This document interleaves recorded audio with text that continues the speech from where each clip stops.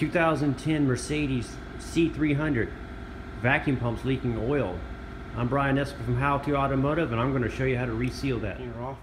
So you can pull these little snorkels off by popping them off here, and you can pop the front half of the cover, engine cover, off. Set that aside. And pop these little snorkel boots off like that. And then in the very back here, the air cleaner is a clip. You'll pop that up. There's a little screwdriver in there and pop it forward.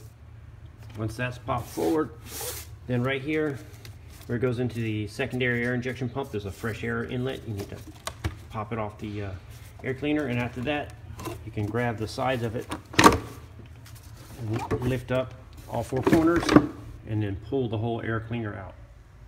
So the vacuum pump is on the driver's side cylinder head, right here in the back. And the first thing we need to do is get the brake booster hose off itself. So right here, they have these little tabs, and you squeeze that one and the one on the opposite side at the same time. You squeeze the two tabs and you pull upwards, and then the hose comes off. Then we need to remove the vacuum line that's right here on the side of the pump. So go ahead and pop that little line off. Okay, to get the vacuum pump off, what we need to do is we need to remove the three E10 female torque bolts. So there's one here, and there's one here, and one a little bit below. So there's three of them, and you're going to use a mirror to kind of help you see where they're at, like I'm doing here. And there's just enough room to get a setup similar to this, which is basically a E10 socket with a this happens to be a 3/8 drive, but if you have a 1/4 inch drive, it would probably be even better. And it's a little shorty with the flex head. I found this is pretty much one of the best ways to get back there. So there's just enough room for you to get back there and take the three bolts out.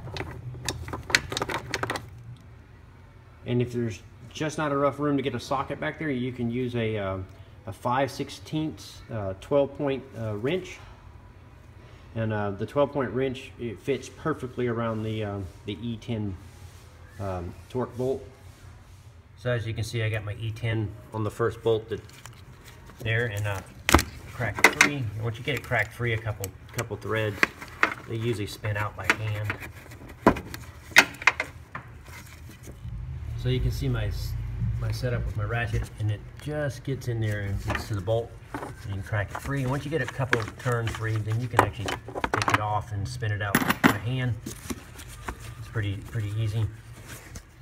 And the bottom bolt, so if you look right there, you can actually see the end of my ratchet. So I reached around back and set it on there. And so you can use one hand to hold the ratchet on, and then the other hand on the side here. Just enough room to get in there.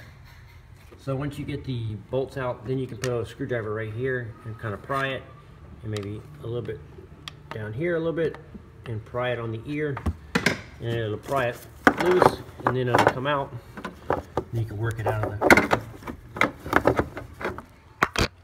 So this O-ring here is what's leaking on ours. So that's what we're taking those out to change. You also want to inspect to make sure that this cover here on the front of the pump, if it's leaking, then you may have to replace the entire pump itself. And also, when you take this out, I try not to spin the pump, because this little cam here will line up inside here in a certain way. So you may, when you go to put this in, you may have to slightly turn it a little left, a little right, whatever, to line it up to get it to reseat back into the cylinder head.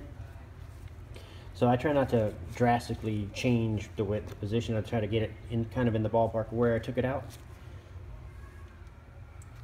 So now I'm just going to clean up the surface here where it was, made it with a rag, and make sure it's all clean. And then I'll clean the old pump off, and then I'll change out the O-ring. Here is the part number for the new O-ring. So after getting it cleaned up, go ahead and install your new seal. Make sure it fits perfectly into the groove here. Then you're going to try to align the cam to closest to the way it came out, and then we're going to go ahead and put it back in. You can also use a mirror like this to kind of see how the cam is going, and then so you can try to make yours kind of correlate with it and help aid in installing it. So when I put it back in, I kind of guided it, and then I kind of twisted it a little bit left and right, and that helped line up the cam.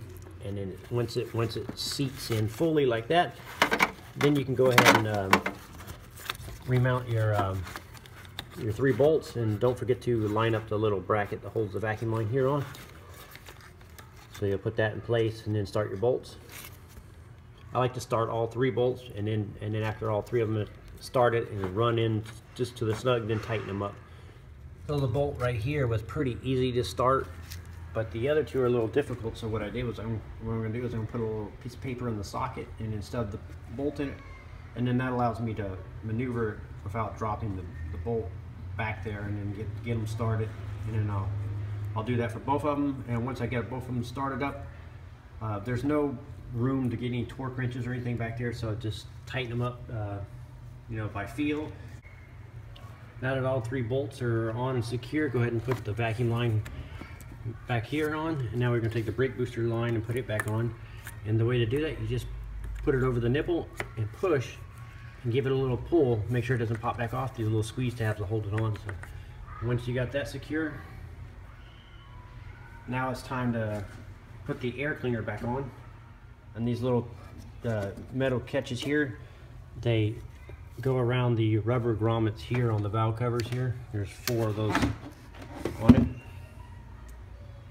So there'll be another one here and another one over here. So you'll line everything up over it, and you kind of just push it down in the corners like that, all 4 corners. And when you get it, when you know you got it secure, is when this clip right here easily pops on like that. If it doesn't want to line up or pop off, it's off. So once you get that done, you can go ahead and put on your fresh air inlet for your secondary air injection pump there. Go ahead and re-secure the 2 snorkels on the end, and put the front half of the cover on, and it just lines up with these little slots here and here on there, and it just snaps in like that, and that completes the job. Mercedes C300. I'm Brian Eslick from How To Automotive, and I'd like to thank you guys for watching my videos and remind you to subscribe for more valuable videos like this. Thank you again.